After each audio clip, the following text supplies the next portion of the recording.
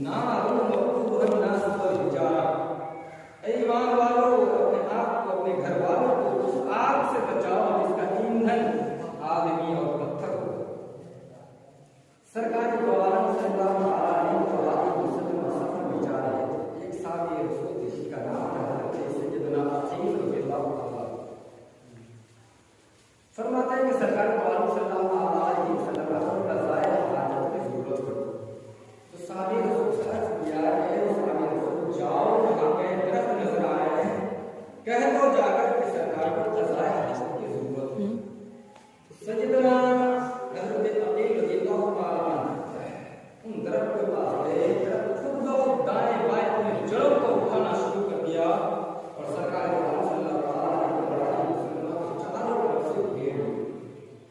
सरकार के दौरान सल्लल्लाहु अलैहि वसल्लम जब क़ज़ाए हाजत से फारिग हो गए तो साहबी रसूल को शिद्दत प्यास ने सताया। अर्ज की, या रसूलुल्लाह सल्लल्लाहु अलैहि वसल्लम, शिद्दत प्यास से मेरा हल्क ज़रूर चुका है। या रसूलुल्लाह सल्लल्लाहु अलैहि वसल्लम, पानी चाहिए। तो सरकार के दौरान सल्लल्लाहु अलैहि वसल्लम, फला पहाड़ पर चल जा और उस पहाड़ से कह दे कि तेरे पास अगर पानी है तो सरकार द्वारा सल्लल्लाहु अलैहि वसल्लम ने देने के लिए कहा है।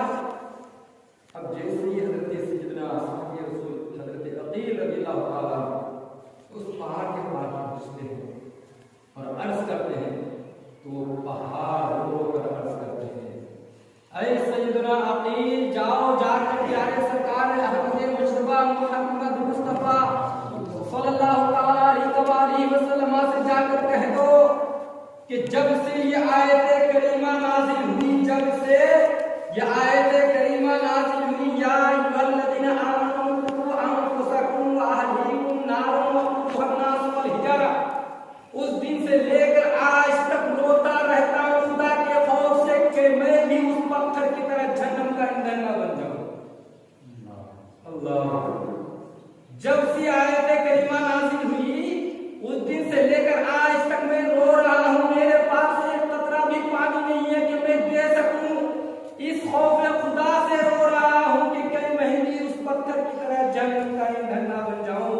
एक पहाड़ होकर रो रहा है जहन्नम के ईंधन से, मगर इंसान है कि हमारे दिल एक जरा सा इंसान है कि हमारा सर सजदे में आता है। हम इंसान है कि हम नमाज पढ़ना चाहते हैं। हम इंसान है कि हमारे दिल में एक जरा सा खौफ नहीं। मुसलमानों जरा ख्याल करो, किस ख्याल में डूबे हुए हैं। ये दुनिया चंद दिन की जिंदगी है दोस्तों, बोलना है उस आखिरत की फिक्र करो, तो जहन्नम के भड़कते में आग के शोले से बचो। जहन्नम का किस कदर होगा मालूम है?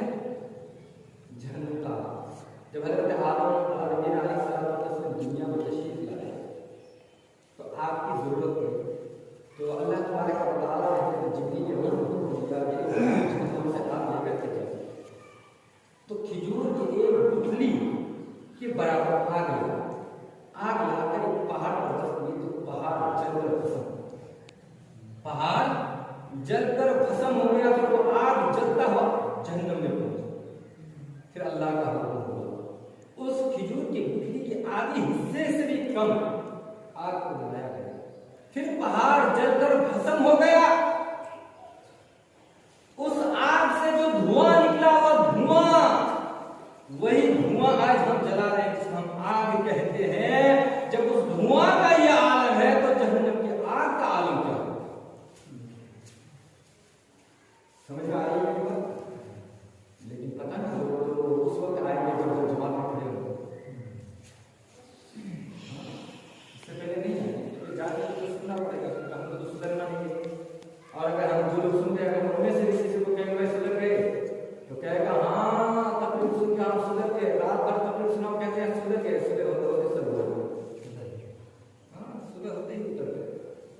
आज हम लोग मस्जिद आना नहीं चाहते। मेरे दोस्तों, दिल पर हाथ रखकर सोचो, मरना तय क्या किए? जैसे आज हम अपने औलाद के खून बहाते हैं, पशु पाते हैं, मजदूरी करते हैं, भूख में रहते हैं, किसके लिए? अपनी औलाद के लिए कि वो शान से जिए, वो इज्जत से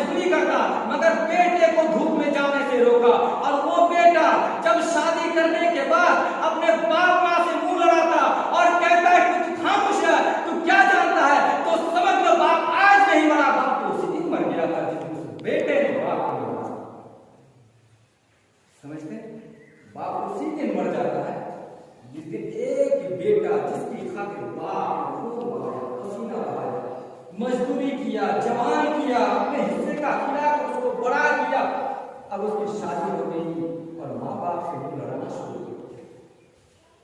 जिस दिन उसने अपने माँ का दिल दुखाया, जिस दिन उसने अपने बाप का दिल दुखाया, समझ लो कि बाप उसी दिन मर गया।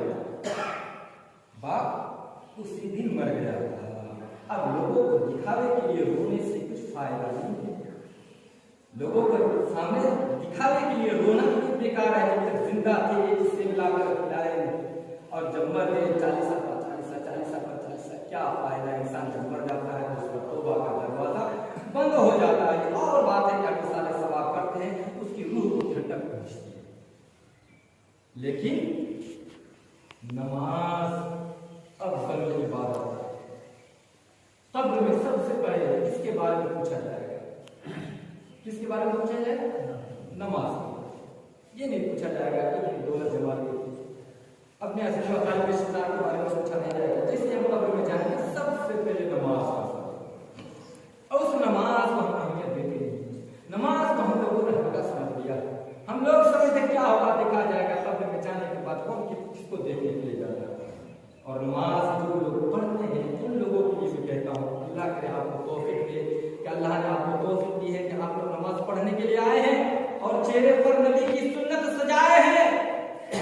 नबी की सुन्नत सजाए हैं और थोड़ा सा काम कर लीजिए मेरे दोस्तों बुजुर्गों। सुन्नत ये नहीं है कि सिर्फ दाढ़ी छोड़ना सुन्नत है, उसमें भी हद है, उसमें भी कैद है। कम से कम दाढ़ी को एक मुट्ठी करना सुन्नत है। मजदूरी करे आपको पैसा ना मिले तो लड़ जाओगे और कल हो सकता है नबी की इसी सुन्नत को जिंदा करने की वजह से अगर सरकार की नजरें गर्म हो जाए तो आपका